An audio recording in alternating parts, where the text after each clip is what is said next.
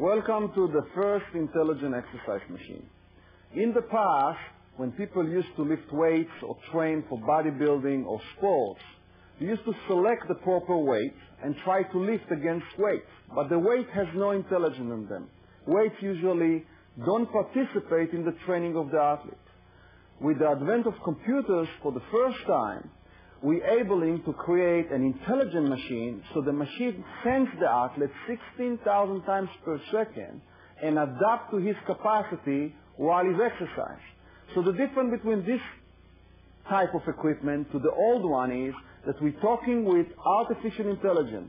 The machine knows the athlete all the time, participate in the training, and we can assign him the proper training. And I'll show you how this machine works. Somebody might ask, what do you have to have a computer with an exercise machine? Well, the answer to that is that with a computer you can control anything you're doing on the computerized exercise machine.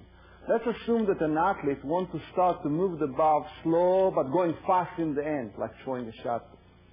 Or let's say a bodybuilder really wants to work until he reaches a certain level of fatigue at a certain velocity.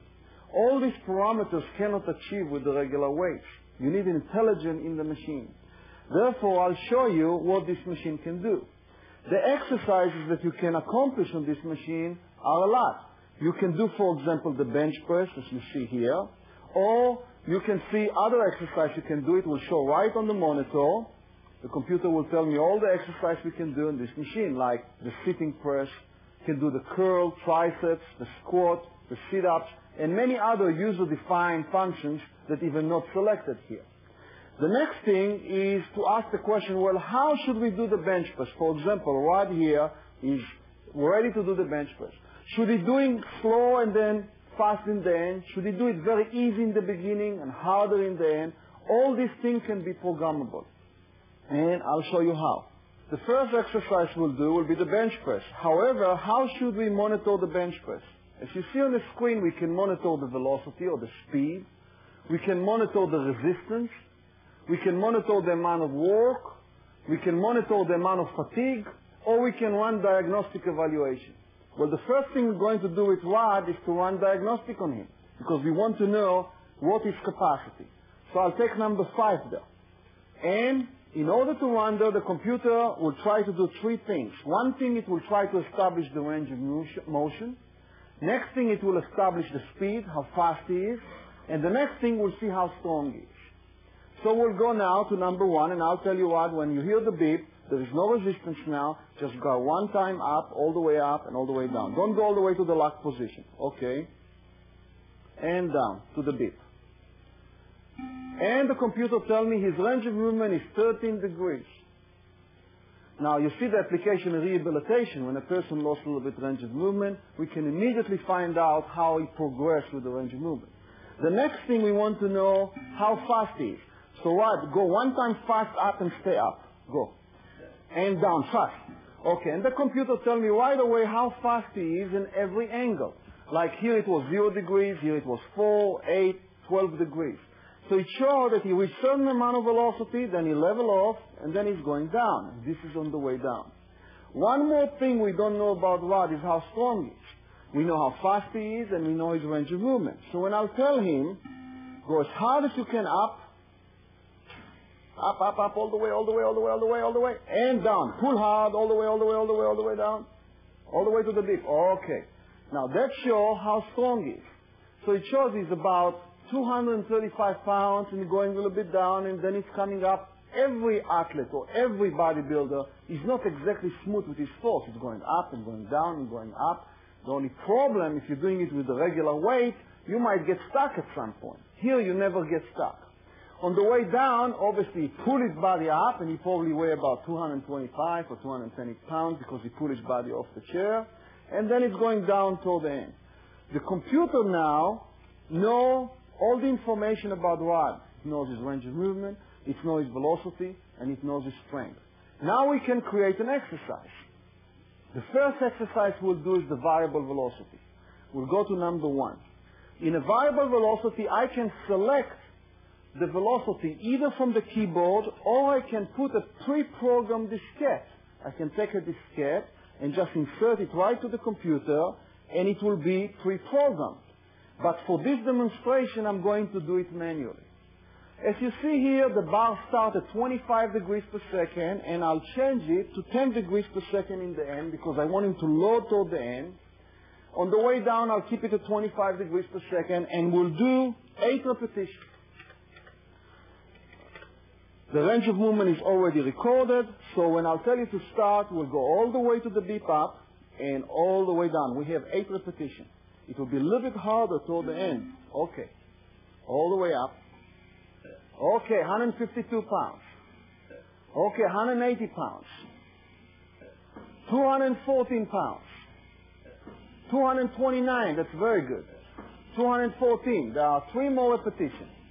227 pounds. 222, and the last one, and all the way down. Okay, let's wait there for a second. And now the computer tells us a lot of information. First, the computer tells me how much he did per repetition. Also, it tells me how much work he did. 2,423 foot-pounds of work. This is on the way down, and this is on the way up.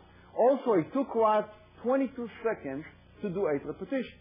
Now, let's say that I want to analyze every single repetition how he did. I just have to push a button here, and here I can see every single repetition. That shows how strong he is on the way up and how strong he is on the way down.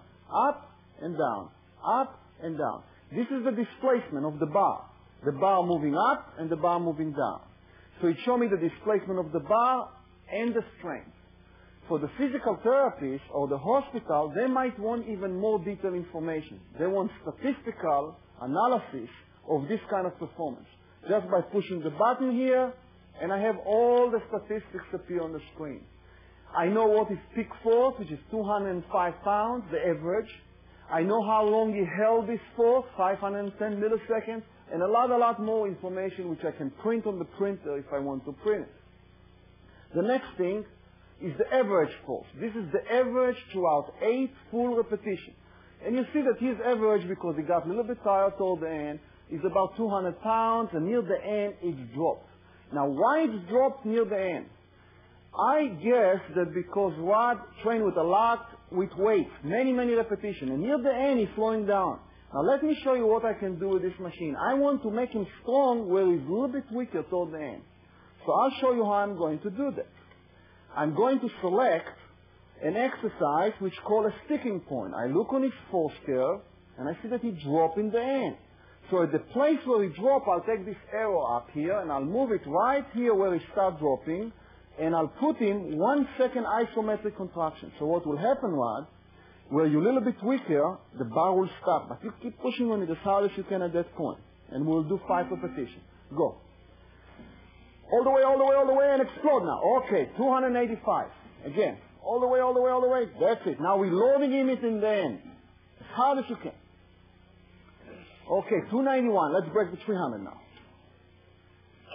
Okay, 304. Okay, that's the last one. So let's wait now. We'll see how his average now. And when we look on his curve now, we'll see very interesting thing. At the point where he was weak before, look what happened. We enhanced the activity. So with intelligent machine, not only you can train the muscle to its fullest capacity, you also can put overload at the point where you want more strength. Okay, this was a type of velocity training. What if I want to take now a person, let's say a shot putter, and I want to simulate a shot put motion for athletics? That's not for bodybuilding, this is for athletics. So instead of variable velocity, I'll take another type of exercise. I'll take variable resistance. Since I already know from his diagnostic what he can do, I will assign him a certain amount of weight. I'll start with 150 pounds in the beginning. I'll end up with 275 pounds in the end. On the way down, we don't care. We'll not put resistance on the way down. And we'll do only 5 repetitions, same range of movement. What the computer will measure now, it's not how strong he is because I already put the strength there. It will measure how fast he is with a given amount of weight.